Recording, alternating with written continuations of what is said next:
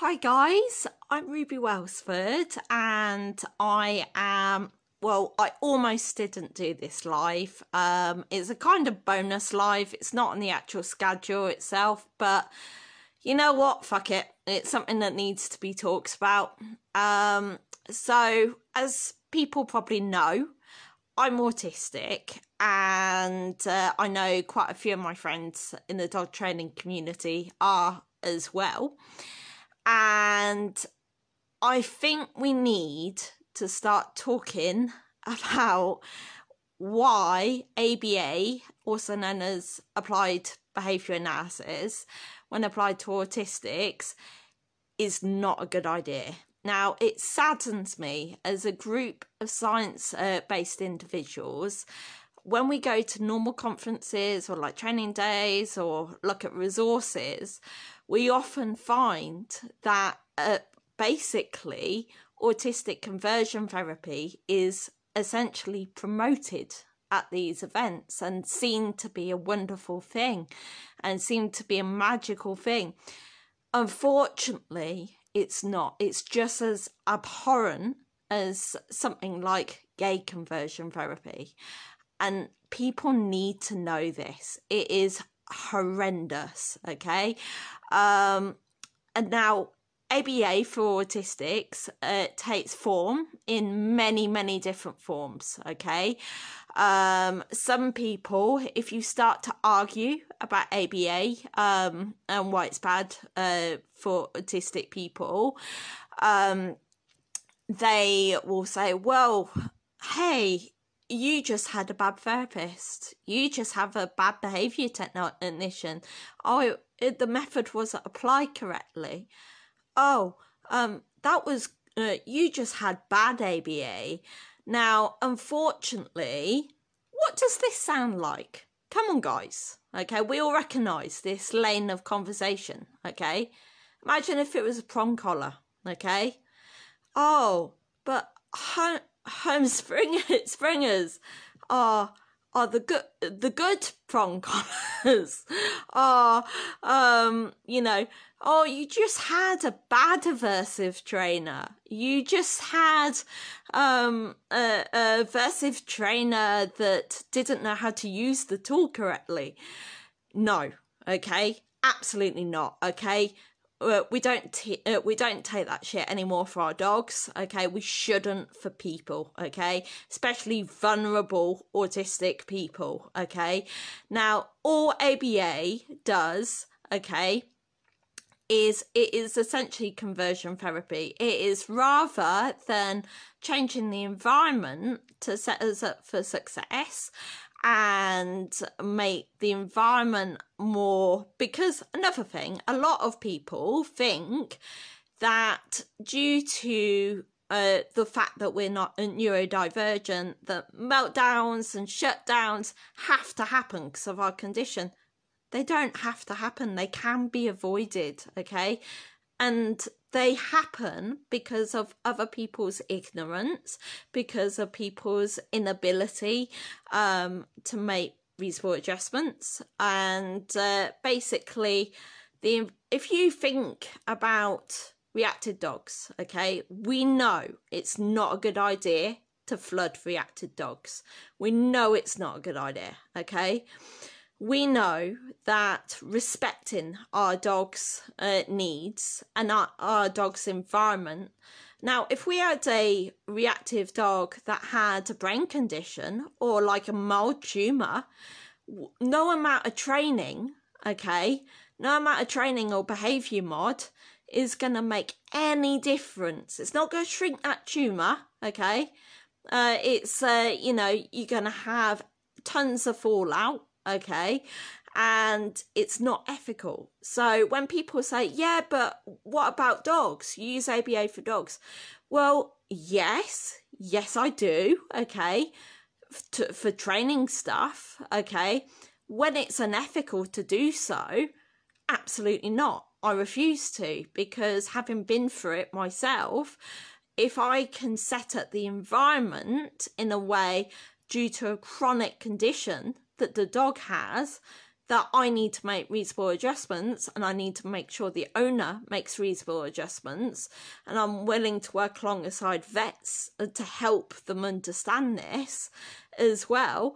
Right, getting back to humans, I'm going on a tangent here, okay? But in short, ABA is about trying to change autistics to make neurotypicals and holistic people feel more comfortable. Okay, now for those that don't understand the word holistic, it's those who are not autistic, and neurotypical means those that have typical neurology. You're not autistic, you're not dyspraxic, you don't have sensory processing issues. Okay, so if you wouldn't send a person that a gay person or a black person, I mean, I know you guys also experience abhorrent discrimination, okay? Absolutely abhorrent, and I think it's absolutely despicable, okay? But I think when it comes to autistics, in some countries, more so than others, okay, people are just completely ignorant. They just think, oh, we send these kids to this magical click therapy and it makes them be able to do life skills and do things and make eye contact and cope with places that they never coped before. No. Okay, this, guys, okay, is the kids probably experience shutdown, burnout, masking. Okay, so it's horrible. Yeah, Amy, that's right. In the United States, believe it or not, you know, one of the only therapies or things for autism or autistic people, let's use identity first language, because it's nothing to be ashamed of. They're often with health insurance is the only thing that will cover. But I say to people, you're neurodivergent, okay? You haven't got cancer, okay? You haven't got a horrendous illness, okay? You just need a bit of time and understanding, okay? And for people just to realise that you're wired in a different way, okay? And being autistic only becomes a disability when people don't understand that, okay? Ignorance basically causes it. Amy, yeah, Amy's brilliant. There we go. But in short, basically, I'm going to chat on for a long time about this because I think it's really important that everyone in the dog world needs to question this sort of stuff. So next time you're at like a big expo and someone's talking about working with special needs kids, oh God, I hate that term. You know, we all have needs, okay? Additional needs, yeah? Support needs, high support needs, whatever. But anyway, okay, so basically, what's the fallout? We talk about fallout in dogs, okay, of inappropriate training methods. We talk about the fallout when people don't understand them and don't set them up for success in their environment or don't give them the medical treatment that they need, okay. The fallout for ABA, even positive ABA, like supposedly non-aversive ABA, I went through it and I can categorically tell you it is not, absolutely not non-aversive, okay? My school used something called positive behavioural supports, okay? That's ABA. It's just under a different name. Okay, so positive behaviour supports is basically, right, imagine every time you talked about something you liked, you were ignored, okay? Imagine that when you're in absolute searing pain and overwhelm, that was ignored, okay? Imagine that every time you became completely overwhelmed with your surroundings, that was ignored, okay? You wouldn't do it to a dog. You just wouldn't, okay? So what I find mind-blowing, okay, is we're trainers, we're science-based, we know the fallout of aversive methods, and we are very good about saying, oh, be kind to people. Not autistic people, though. We don't matter, apparently, okay. When it comes to these conferences, people are clapping and cheering about these wonderful things that they're able to get these, you know, autistic people to do. No. They haven't cured them. They haven't given them coping strategies at all. They haven't, okay? The fallout is PTSD, okay? I'm living proof of this, okay? There's various studies out there. There's even studies in the US done by their equivalent of the MOD to show that ABA actually long-term does not work. And I actually find, you know, there's several studies to suggest that between 50 and 80% of autistic people, it goes up to 80 when they've had ABA, experience some form of PTSD, okay? And if they don't experience PTSD, they often have anxiety disorders, they often have eating disorders, they often have fatigue disorders, any of that. Yeah, same. I find it really, really hard to be in certain situations. I find it, if I feel like I'm being manipulated or controlled, or someone doesn't understand me or is putting unnecessary demands on me, I find that really hard. You know, I can't, it's really triggering. It's really triggering. And it's like, I bet Amy can relate for definite. I can bet a lot of people can relate, because imagine, right, part of being autistic, okay, is having sensory issues, okay.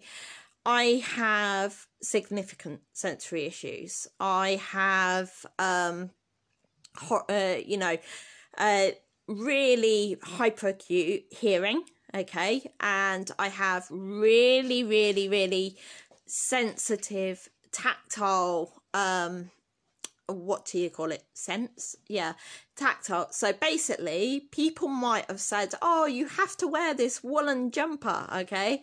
Because, you know, it's important that you get used to and tolerate different things, okay? No, okay? A woolen jumper, to me, feels virtually identical to me having sunburn and someone raking their fingernails down it. Okay, no amount of paying me with 50 quid or giving me Smarties is going to make me feel any less pain. Okay, this is also why nowadays with modern force retraining, we do not train dogs that are fearful around other people or dogs, etc., to have to go to the object to get to their reward, okay? Because we know it causes conflict, okay? And we know it promotes an internal aversive experience, okay? And just because it's happening on the inside of a body rather than the outside of a body doesn't make it any less aversive, okay? Just because... I know, Betsy, you totally agree with this, don't you? Okay, you completely agree. She who must be obeyed wants tickles and belly scratches, so I've got to move my seat, I'm afraid. She's the responsible adult of the household, what can I say? So we know that it's a bad idea, okay? We, you know, another thing is... another thing was obsessions. Neurotypicals love to sort of say, oh, but, you know, they're obsessed with this to the exclusion of all else, okay? The thing is, guys, okay, whilst that might be the case, I sort of joke to people, I'm like a collie on crack, or I'm like a really badly genetically made up Mallee, okay?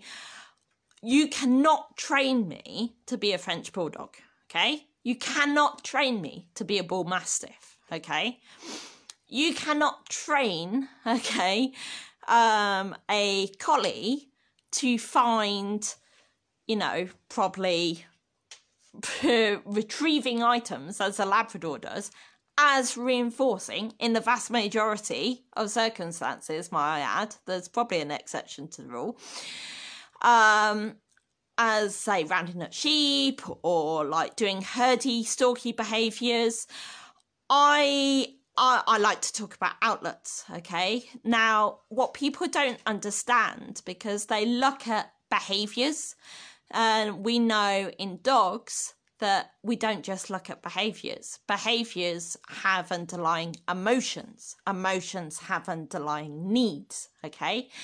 When it becomes apparent to autistics, and people don't seem to understand this whatsoever, we have inbuilt outlets. There are specialist interests, there are passions, there are stimming, okay?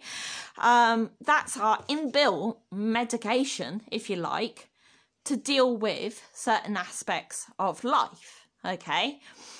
Now, people will probably look at me now, talking that life, and you think, well, you can't be that autistic, 'cause you talk. Yeah, I'm talking now, because it's my specialist interest, okay? It's my passion. Dogs are everything to me, okay? My dogs are more than family. They're more than colleagues. They're more than carers. They're everything to me, okay? Sorry, getting tearful now. Anyhow, okay? So, sorry, bloody hell, what? Something's in the air today. Breathe. So, it is...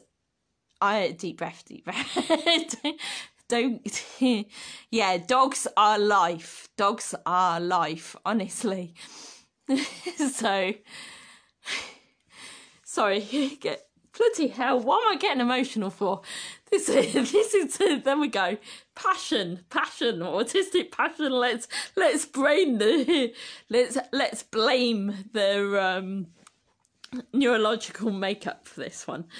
Anyhow, okay, so getting back onto it, okay, on topic.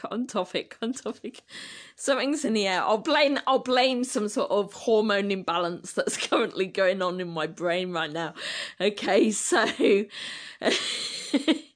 bless you. So when it comes to get a grip, Ruby, get a grip. Let's talk about this, okay? So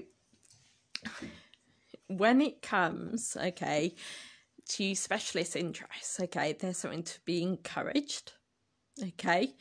There's something to be used and utilised, okay? They're not something to try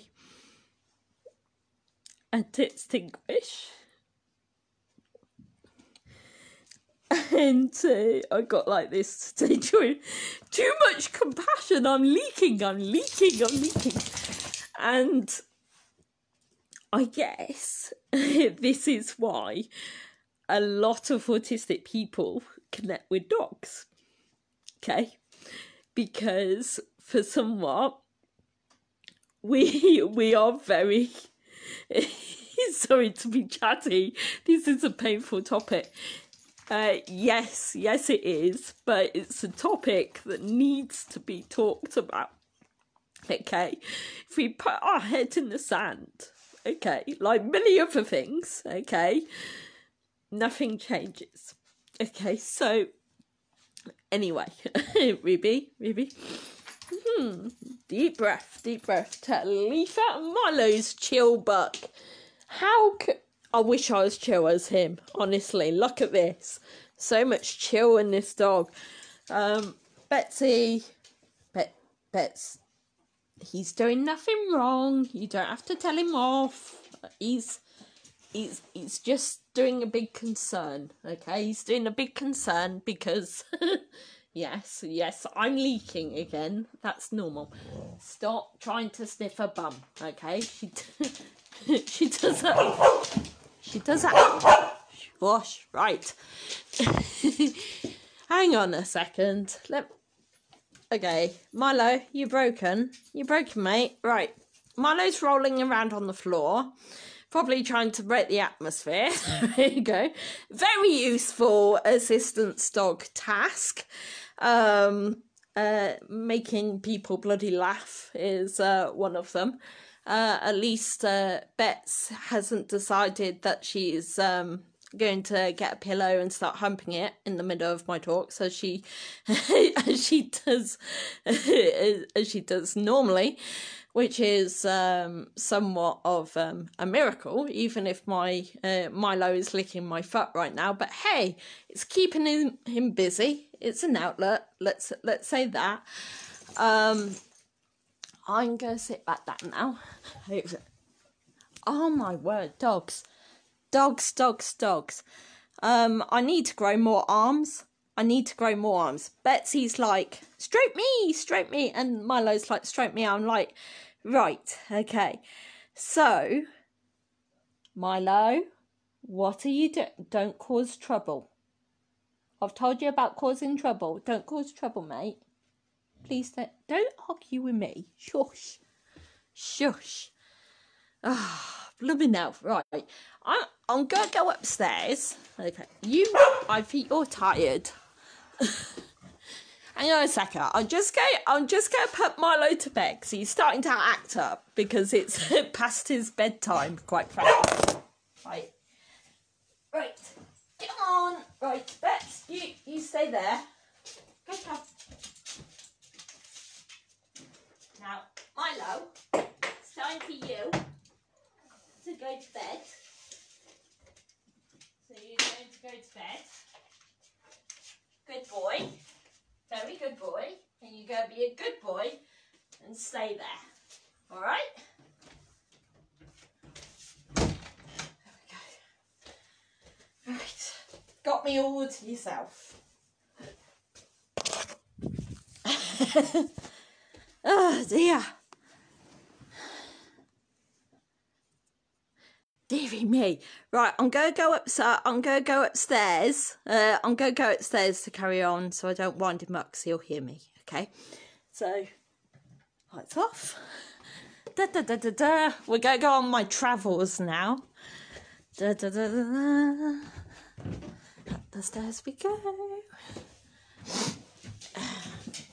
Good girl. Come. You come in. Let's turn the light on. That'll probably help, won't it? Way, a light. Yeah, shut the wardrobe. There we go. getting the house tour now. There we go. So going back to the wonderful topic of why ABA is not a good idea for autistic people, okay? Now that my dogs are hopefully... Betsy, that's a coat hanger.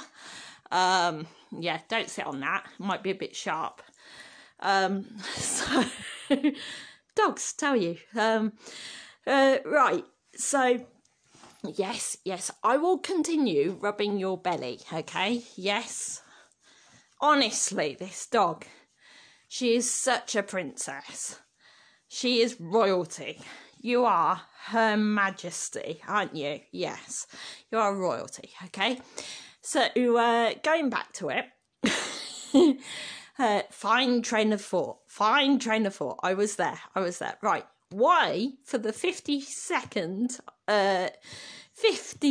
time, why ABA is not a good idea. So, when it comes to specialist interests, okay, it's not something to be extinguished, okay? I understand that for many people, it will be very, very hard to understand.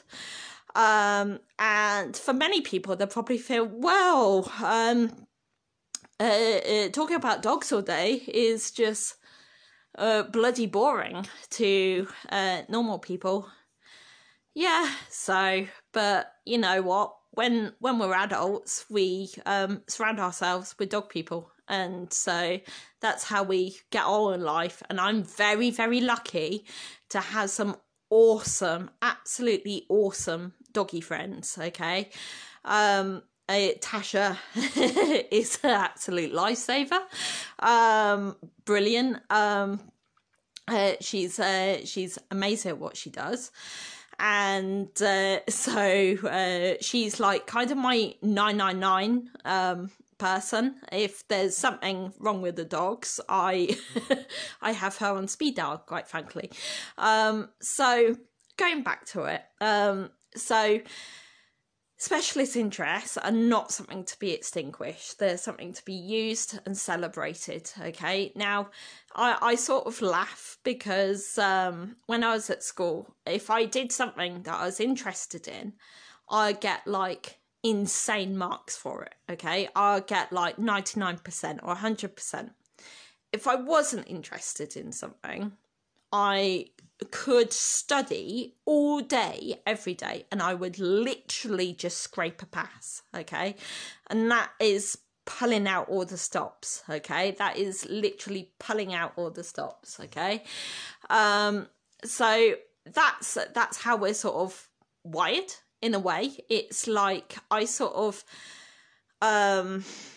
like to describe it as I have a huge hard drive for loads of dog-related information in my head, but I am running on a single core processor, okay? Because if too many tabs are open, I freeze and control delete buttons don't work, blue screen, and boom, it doesn't work. So let's talk about burnout. I'm really sorry if I'm skipping everywhere and not making much sense, okay? And not making much sense, but hopefully you will. Not COVID, strange hay fever. There we go. Burnout is a result of masking, okay? So often we are taught to mask. What's masking? You probably don't realise what masking is, okay? So masking is something that we either teach ourselves, okay, or I just got to sort Milo out again because he's moaning about something. So let me deal with the unruly adolescent child. There we go. I shall be back very shortly. 1 second. Wake up. Good job.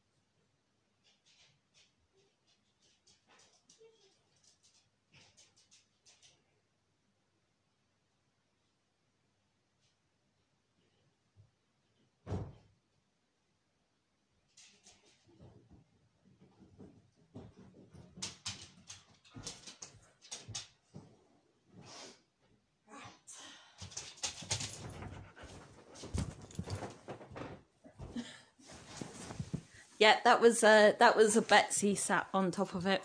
Milo managed to lock himself out the crate. So he was sat barking at the crate door. So I was like, you're a collie. You should actually be able to work this one out, but you're tired. So, my brain's gone to shot. But burnout basically is a result of masking, okay? So masking is essentially pretending to be neurotypical, okay? It's pretending that you're not autistic, and so you're accepted by others, okay?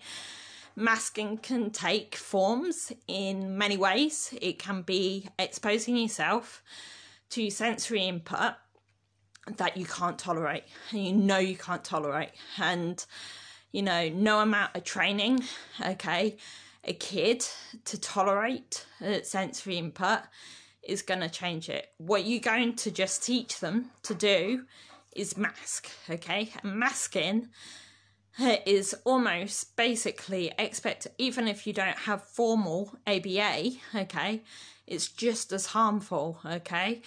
And also compliance-based training, which is ABA and PBS, can put you at risk of PTSD, and not only that, but at risk of abuse, okay? Has happened, okay? Various forms, okay? So do not recommend. 1 out of 10, do not recommend. 1's high, 0 out of 10, do not recommend, would not buy again. Yeah, masking is exhausting, and I am really, really lucky, again, to be around so many lovely dog friends that just get it. They get me, or they're autistic themselves and they get it, and I can just be myself. I can rattle on about dogs. I can literally just wear hoodies and jeggings all the time. I can't. Yeah, Bets is just pulling weird faces now. You are just a madam. I can just, nat on about dogs. I can stim. I don't have to worry about what people are thinking, okay? And to echo what Tasha said on a previous live, I have experienced people thinking that, I've been told that I'm accused of being on drugs. I've been accused of being drunk. So now would I believe in Betsy's Betsy's vest? You are such a madam. In Betsy's vest, I've actually got a comms card to say, no, I'm not drunk. It's a medical condition. Now, yes, I know medical condition is like controversial wording, but it's the best that they could do under the circs. So speaking truth, not masking, is living. Exactly.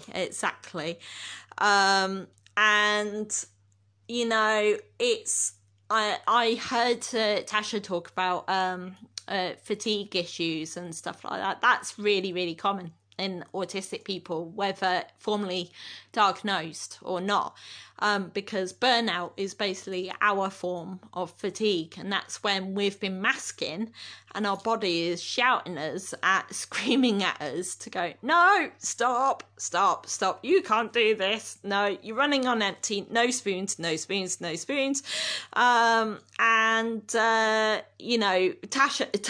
will probably laugh, and so will anyone that's ever done a workshop with me, but they'll see this Duracell bunny at a workshop with shitloads of energy, and then they'll not hear from me for a week after, because I'll be like, sorry, I'm on my charging dock, bye. It's nothing personal, I still love you all to bits, but I'm on my charging dock.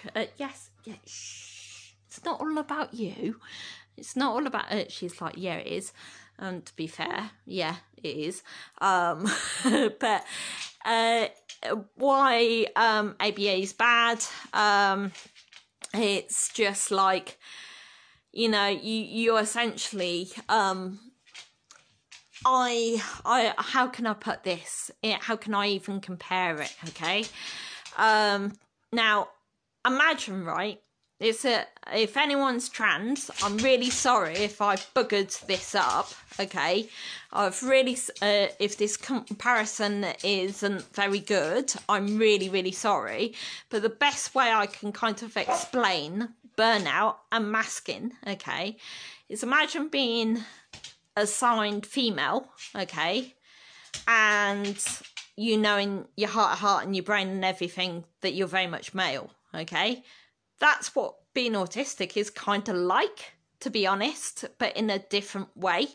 The world expects you to be a certain wiring and to react in a certain way and socialize in a certain way, but you're not assigned, you know, you haven't got that neurology, okay? And you know, I often say to people, people often talk to me because I try and be an advocate. There's much better advocates than me out there, but I try and be open about it online. But I say to people, lost my train of thought, there we go. I say to people, it can be overwhelming. Yeah, it can be. Life can be overwhelming. And I have completely lost my train of thought. my brain's gone beep. Yeah. So going back, and what you'll probably know as well, if a autistic person, okay, is in Meltdown, everyone's probably heard of Meltdown, okay? For a quick test, how many people have heard of autistic meltdowns? Put a silly emoji if you have heard of autistic meltdowns.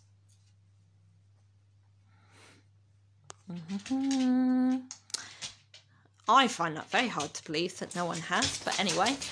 How many people have heard about autistic shutdowns? Yeah, there we go. That's interesting. Okay, so I experience both. Okay, so meltdowns are very obvious to the onlooker. They are like brain not working, very much broken, very obvious to the average onlooker, that something is very wrong indeed. Okay. I have meltdowns, but more I have shutdowns. Now, to the uneducated eye, I will look completely and utterly normal, okay? Completely and utterly normal. The only difference is that I'll go completely non-verbal and I won't be able to speak. I won't be able to speak. I won't be able to talk. I won't be able to read. I won't be able to do anything whatsoever. In fact, I say to people, I'm pretty much a clay model of myself. Okay, that's the sort of functionality, if you like. Sometimes worse. Sometimes my legs say, "Hey, you're optional, so bugger off." But I talked about that in my assistance dog live, so I won't go over that again.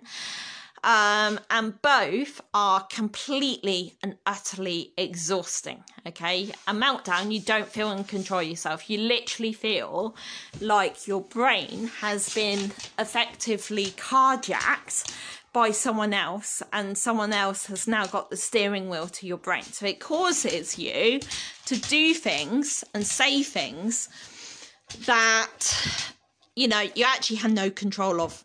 Okay, no control of whatsoever. They just come out and you do them. Okay, and this is where it gets complicated because people don't really realise this, and I'm very lucky to have a really clued up psychologist, and he sort of said, well, new research has actually shown now that it's more comparable to a medical event, a shutdown or meltdown, because it's like fainting. You don't have a choice over it. Yeah, it's like having a seizure. You don't have a choice over it. It's almost like having a poo. You don't have a choice over it. You can try and keep it in, but it's got to come out eventually, okay? So, yeah, worth a rewatch. There we go. It's got to come out eventually. Betsy, you are little madam. She's like coming over to me like, stroke me now, human, puny human. Yes, puny. Yes, I know you've hidden a ball underneath there. Okay, but I'm talking. Okay, and after this live, I will go underneath the bed. No, actually, I won't, because we need to go to sleep after this live. Yeah, I'll rub your belly. So it's really hard to sort of explain to people that don't have meltdowns what they feel like, okay? Because no amount of therapy can actually change. It's the environment that needs to change. You can't change how you... A lot of people will say, oh, have you tried CBT? Have you tried this? Have you tried that? Can you hear what is happening around you? Sometimes I can, but most of the time it's just sheer gobbledygook, okay? It's like my hearing sort of gets sort of mismatched into like my vision, and my vision gets sort of mismatched into my smell, and then it's an awful feeling. It's just like you just want to escape your own body when it happens, because it is so painful. Your temperature goes, you know, through the roof as well, and then goes really cold as well. So it's like, but a lot of people have apparently there's studies to say, because autistic people often have problems with interoception, which is like your senses that like keep you aware of like your breathing, your heart rate, etc., everything like going on inside your body, sensory overload. I can't remember. Can you hear what's going on? Right? Yeah. As that what sensory overload. Yeah, that's exactly how sensory overload feels. It is just like you can't do anything about it. You just gotta get out the situation. It's like you just need to remove yourself from the situation, and it is like if you continue, basically, if I was to say to someone, okay, you've got to hold your hand against a burning hob, okay, it's like being in a pressure cooker, isn't it? Yep, you've got it, bang on. It's like, I use the analogy of being completely trigger stacked and over threshold with dog trainers. To non-dog trainers, I sort of say every sort of trigger is a Mento, and I'm a bottle of Coke, okay? So every trigger that's a Mento is shoved into the bottle of Coke. Masking is the lid. I'm trying to keep a lid. But eventually it's going to get so shook up and it's going to come out, okay? Unless someone stops putting the Mentos in and stops shaking me, okay? We cannot get the Coke bottle to think its way out of expelling Mentos from it, because, hey, it's a plastic vacuum, okay? That's how my body works. That's how my neurology is. That's how my brain works. So a lot of people don't realise that when people are in meltdown or shutdown, it's not to control you. It's not to be manipulative. And it's not to be irritating. It's not to be annoying. I've seen all these like myths thrown around by parents for autistic kids, and I'm just try and say to them, they're not doing it on purpose. They literally have zilch control over it. And to punish someone for having a meltdown is like punishing someone for fainting, okay? Or it's something that they can't do. I mean, exactly what Ruby is saying. I need to get out of there. I need you just need to go. It's like shutdowns as well. I'll tell you a little bit about shutdowns. Now, shutdowns are really weird because I didn't realise what they were, and actually, funnily enough, even close members of my family didn't realise I was experiencing them, which makes it even more important that we get the message out there so people understand what it's like. I think they just thought that like I wasn't talking to them, or even completely missed it completely. I had shutdowns every day at school, literally every day at school, until I was probably about 16, 17. And one was lucky. If I had just one in a day, I'd be lucky. It was more like sort of about 6 to 8 at least, and one completely overwhelms you. Okay, one is like enough to completely throw you, and so it's not having a tantrum. Exactly, it's like it might look like a tantrum to people that don't understand. And like when you see a kid in the supermarket throwing themselves about, I always say to the parents, I say, look, is everything okay? Can I help you in any way? Because look, I've been there. I'm not a parent, but I've certainly been that autistic kid on the floor, you know, and I just want people to know, look, you know, I know, do you need me to get anything, you know, or anything like that, rather than thinking, oh, kids these days, you know, you can see Betsy just digging in the background, her tail.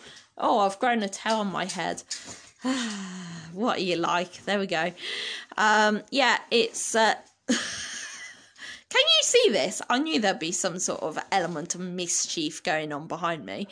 Have you finished? No, that'll be no. You can just see a Betsy tail in the background. Is this just sheer, like, some...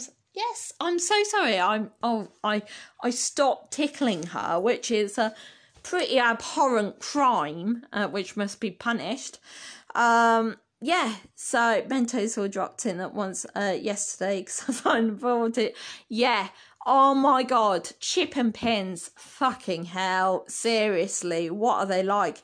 You know, you can't. I say she is the responsible adult of this household. My dog judges me heavily if I don't get to bed on time. She'll sit at the stairs and stare at me like, excuse me, you need your 8 hours, missus. But do I listen, Betsy? Do I listen? Do I fuck? There we go. So yeah, look at you. Yeah, are you a gorgeous girlie? You gorgeous girl. Yeah, you've trapped me. I'm now trapped. Absolutely. Look at this. Trapped. You know, death by Borodor. I called you a Borodor.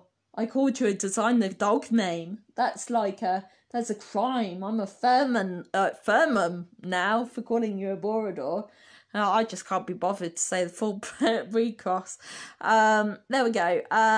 So yeah, I'm sorry that I've sort of leapt about all over the place, but I feel that since my brain is sort of jumping out about a bit, if you got any questions, I'll answer them because fur mummy, yeah, I know, fur mummy, who cares? But yeah, it's. If you've got any questions about being autistic or ABA or anything like that, please comment now and I will answer them now whilst I am still awake and whilst my dog is... I'm trying to get her to fall asleep before me. So go ahead, and if you've got any questions, type them in and I'll try and do my best to answer them now. Okay, so in the commenty boxy thing below. So I'm just going to go down all the comments and see what people are saying and see if I can answer people's questions. Sorry I got a bit emotional at the start. I guess one of the reasons that I got into dogs as well and dog training, and I feel so passionately about force retraining, is I know what it feels like. I know what it feels like to have aversives used on me. That's why I come into a blubbing mess, and that's why a lot of people in the dog world probably think I'm an extremist dick. I used to get upset about it, not anymore, and you know, we need to, okay. Here's this specialist interest coming out again, but it's we need to stop using ABA on autistics, and we also need to stop using aversives in dog training, okay? And I find it really fucking hard, I'm sorry, to pull out all the stops to be understanding to people that don't get this, okay? Owners, I can understand, I can forgive, because if they don't have the knowledge, likewise, I guess, parents, initially, okay, But as soon as you have the knowledge and you have been told that there's another way, then there's no excuses. Okay, so right, let's scroll down these little text boxes. I could talk about dogs until everyone died of old age. Me too. It's like, this would be the ultimate test, okay? See how much of a dog enthusiast you are, or how much of a real dog trainer you are. Can you tolerate a conversation with me or Amy about dogs? And if you can come, or even Tasha's as bad as me. If you get about dogs, if you can tolerate that, you're a real dog trainer, honestly. Right, let me scroll down. Yeah, honestly, I think most normal people can see like the seasons changing behind them when I talk about dogs. Dogs are life, very much dogs are life. We are with you, doing beautifully, thank you. Haha, I got like this today. I'm like, yeah, sorry to be chatty, this is a painful topic, but hey, autistic inappropriateness lightens the mood, so hey ho. If you need me to chat with you, I will. Thank you very, very much. You're doing fab, loving listening. Oh, that's lovely. Love listening to you, Ruby. That's lovely. You want to try it with 3 when you know you need more arms. Occasionally on good days, I think, oh, I'd love to have a 3rd. And then Milo is his teenage self. And I'm like, you know what? I'm going to wait until you grow a brain. And then I might consider a 3rd.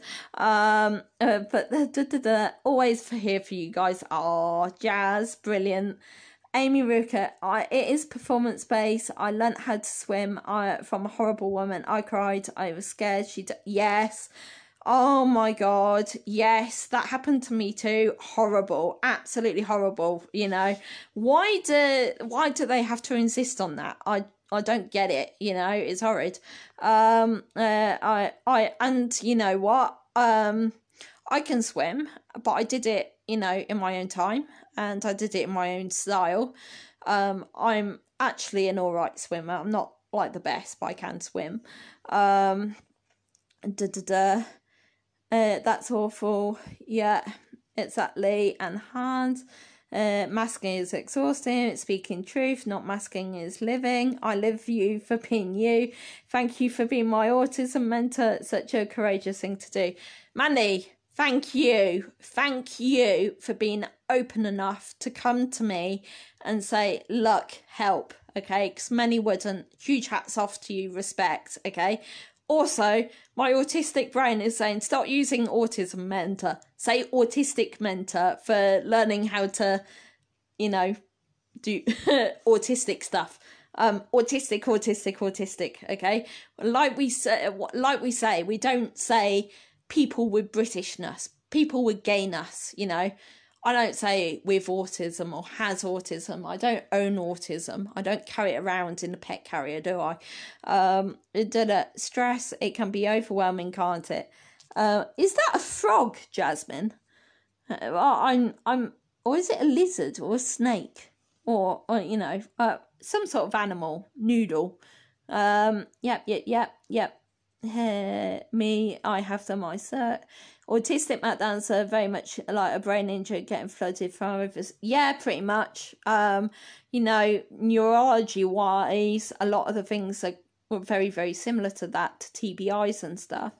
I go non-verbal when flooded, though I can still understand what. I can understand, but it's like my brain is buffering, but I just can't respond. This is such an amazing talk. My daughter is on the spectrum. She has meltdowns. This has just reinforced my mind where I didn't want to go the ABA route. She is who she is. And it's a huge fight because you'll find with other parents, you'll find with professionals, you'll find with teachers, medical professionals, they'll probably shove the ABA route down you. And even in Britain, ABA is very, very common. Even within, even if they don't have a private tutor that comes and does therapy with them, in schools, the vast majority of mainstream UK schools will use some sort of ABA type thing with autistic people. It won't be obvious, but it comes under so many different words, and people don't realize it often until it's too late. I can go non-verbal through complex PT. Yeah, I have that too. So disassociation is kind of like a weird.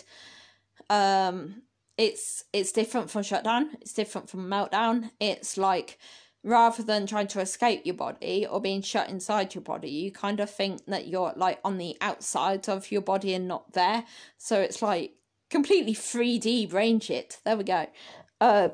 Bump me off, just but anyway, I hope I needed to rewatch. Yeah, go ahead, it's fine, or contact me. I'm happy to chat via Facebook call. I don't mind Facebook calls, right, about anything to do with being autistic or dogs. Okay, I can talk about them until cows come home. You try and get me to do adulty stuff, like life admin. I would rather put toothpicks into my eyes rather than speak on the phone. Can you hear what's happened? Yeah, of like the teacher on Snoopy. I have no idea about that reference.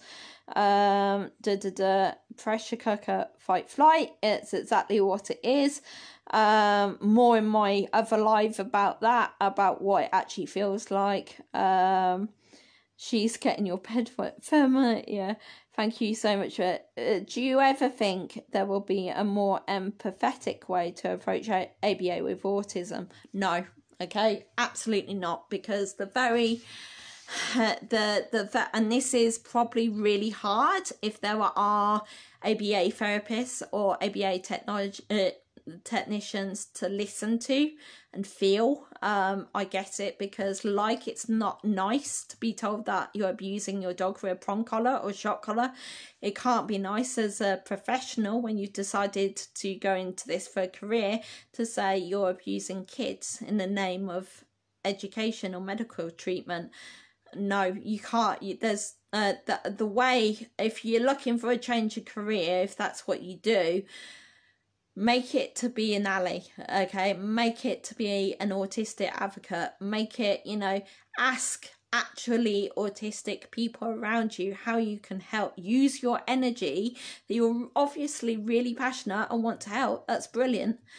Use it on changing the environment. Use those strengths, those communication strengths, those everything about, lobbying for environmental changes, lobbying for more education in schools, healthcare professionals. I am more than happy to talk to you if that's something you do. If you are a BCA, BEA, or whatever they like to call themselves, okay, I'm more than happy to talk to you. I'm not going to shut you out. I'm more than happy to talk to you about how you can stop doing this, okay, and you can go into different careers or voluntary roles even, and actually do real good, genuine good for autistics, okay? Because it's not popular for me to say, but if you are doing ABA and it's bad, okay, and it's causing harm, you, to me, are as bad as someone, quite frankly, using the prong collar on their dog, okay? Ignorance is one thing. Parents and teachers and stuff want the best for their kids and students. Often they don't know any other way. But at the end of the day, once you're educated, you have no excuse, okay? And you need to embrace that, okay? So let me go down. Not the same, this in the psychiatric system with eating disorders too. No personal experience, so I'm going to trust you on that and smile and nod. Thank you. When is the best way to help someone that's having a shutdown getting out? Well, it depends. If you can change their environment and if you know what the trigger is, make sure that the trigger's no longer there, okay? So it depends, okay? If it's a loud noise, if it's too many people asking questions, try to talk to me, sometimes that will put me into shutdown, which is weird, because if it's about dogs, I can just about cope with it. if I'm at a family event or like a party or something, God, Jesus Christ. I mean, someone put in a bloody comment the other day, I should be a wedding organizer. You know, my best mates know that they're not going to invite me to their wedding, okay? Because they know that it's sheer hell for me, okay? They won't do it. Unlike, I will quite happily take you for a nice holiday retreat. Just, I cannot deal with those social occasions. So what can you do to help? You can find out what triggers are. You can create space. You know, you can stop people from trying to interact. You can say, you know, for instance, I had a really bad shutdown that made my legs go in, and I was actually outside, and you know, there was a traffic warden that came out, and like, not traffic warden, car park attendant that came out and said, oh, is everything okay? Now, my brain was so overwhelmed at that time, and I had the added impact of having a really badly grazed leg, so I was in a lot of pain for that as well. And I had to tell her in the nicest possible way, I'm really sorry, but I need you to stop. I need you to leave me alone. In ways, it probably didn't come out like that. Probably came out as a load of mumbo jumbo. But you know, when being in pain and having a shutdown and having a meltdown is completely intolerable. Okay, it is like, you want to be sick, okay? You want to be sick in their face, quite frankly. So getting rid of the trigger, if people are putting up barriers to getting rid of the trigger or getting you out the situation that's causing the meltdown, then rather than trying to do things to the person having a meltdown or shutdown, sort out their environment, okay? So just talk to other people. If you know, you notice like a kid at school or whatever, I don't know what professions people might also be in, and people say, oh, they're being difficult, you know, like, no, they're not being difficult, they're overwhelmed, they're flooded. Just, you know, make reasonable adjustments. That's what disability law is there to do. Anyway, is there a best place or preferred place for ABA in your opinion? No ABBA, okay? Just no ABA, okay? Just, there's no best place. I'm really sorry. Again, if you're an ABA professional and you do this, I'm really sorry to break it to you, but all ABA to autistics, it's abusive, okay? It makes people vulnerable, and it leaves people with mental and physical scars, okay? Even if you're PBS, even if you use all positive, you don't use any known aversives or anything like that. Masking, as I've already explained above, is incredibly aversive and ends up in burnout, where it is complete fatigue. It is like overwhelm. I'll talk about executive dysfunction as well, because often people will say, oh, I'll use ABA to teach life skills. Dear, when will these neurotypicals learn? Anyway, right, you know, there's ways around it, okay? I'm really lucky I have a carer, okay? I might look like a relatively functioning human being on camera talking about dogs, but the reality is I have a carer often 4 or 5 hours a day to help me function, okay? As well as Betsy being an assistance dog and Milo being an assistance dog in training, plus family support and stuff like that. So I find like general day-to-day tasks really overwhelming. So something as simple as like putting a washing machine on, or you know, drying dishes or something like that, it's too much. It's too much. It literally blows my brain, okay? It's like, I know how to do it. I know the theory, if you like. It's like driving. I know the theory, but the practical, absolutely shit. It like goes, my brain just goes, I can't do this, shut down, I can't, too overwhelming, demand, I can't do this. So I'm very, very, very, very lucky to have carers that come in and are able to help me, in a really good support network of friends and family that can help me when I'm out of spoons as well. So let me go back. What is the best way to desensitize yourself to triggers so you don't have there's no way, okay? It's not like a dog being fearful. It's not a fear, okay? It's neurology, okay? It's a bit like, how can I desensitize myself from having a delicate, a diabetic, episode? Like, if how can I desensitize I can monitor blood sugar, okay, like monitoring the environment, right? And then we can take steps to get out of that medical episode, including maybe insulin or maybe sugary food. So it's all about the environment, okay? So it's about the environment at the end of the day. There's nothing that can desensitize you. Like with dogs, right, that might have a brain tumour or something going wrong in their brain.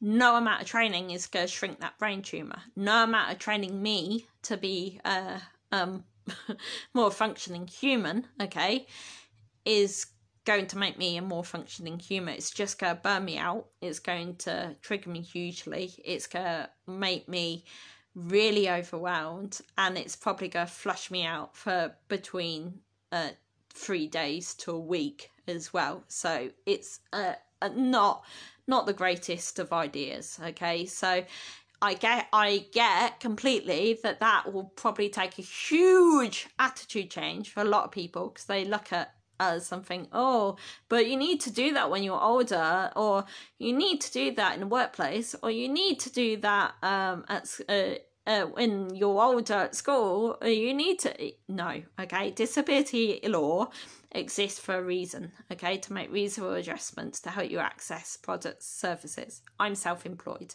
When I was employed, I had at least 12 meltdowns a day, okay, which was exhausting. I spent most of the time hiding under a bush outside. I just, again, people look at me, and if they've been to my workshops, they think, oh, she's a bit quirky, but, she can relatively function well. Yes, that's because I'm doing dog stuff, okay? When it comes to other stuff, my brain doesn't really have it, okay? So let me go down. Oh, thanks, Ruby. I have a much better understanding about autism. I have to respect you for talking so openly. Oh, that's lovely. 3D Bane shit, definitely. Eating disorders unis heavily rely on verses, at least. Ugh. Whether this tell-up, yeah, all talks will be available after. It's like how we say, dogs aren't giving us a hard time, they're having a hard time. Exactly, that's exactly it. You're not always in the right frame of mind to whip out your Stickman card either. Exactly. Now, this is the thing about comms cards. They're a nice idea. I do carry them as a alternate method of communication. And sometimes I download an app for pre-record on AAC as well. So if I'm able to, I can sort of say, I'm completely overwhelmed, my brain's gone to shit, help. But being able to do that in a shutdown or even a meltdown is incredibly hard, okay? A lot of the times I can't even do that. So for all my comms cards are in Betsy's vest. So if people see something going a bit dodgy wrong, it says open vest to find medical information, and it'll tell them what to do, okay? And that's the best sort of way that I've been able to sort of combat that. Not perfect still, but, a start. Thank you. I'm just reading a book on that, but I'm a fear-free dog trainer and previously a support worker with adults with disabilities, so totally get it. Yeah. And same with support workers as well. Some carers and support workers, absolutely brilliant, and they understand that you can't change neurology, and they will actually support you in helping you to do what you do. And some think that you're a project to change, and I'm like, no, you don't really understand this, do you? let me give you a small education session. Yeah, thank you so much. Is that all the questions? It seems like all the questions. Bloody hell, I've gone on, whittled on for over an hour. That isn't, oh, Jesus Christ. Autistic hyperfocus, I'll blame it on that. But yeah, thanks for putting up with my slightly emotional moment earlier. Brief. But yeah, I'm going to say one last thing as well. Thank you all for the time to listen, okay, to this live, for taking the time out of your day to listen to the whole conference as well. I've really enjoyed it, okay. I've really enjoyed all your speakers. I think, oh my God, how many awesome trainers are there? We're in a climate where, you know, we'll get people bitching about positive trainers, criticising other positive trainers, and they don't see the irony that they're, you know, bitching about positive trainers. But anyway, but how refreshing is it to be in a safe space where we've got in excess now, we managed to fit, what was it, 60 different speeches, over 60 lives in the matter of what, 3 days, with probably about 2 days to really organise it properly. I take my hat off to you all. I did not think that this conference would be going ahead. I thought it would be like a half-baked idea that I dream up and think, hey, let's give this a whirl, and never follow up. But it actually happened. It happened. How awesome, absolutely fucking awesome. We have got so many passionate dog trainers that really give a shit about dog welfare, okay?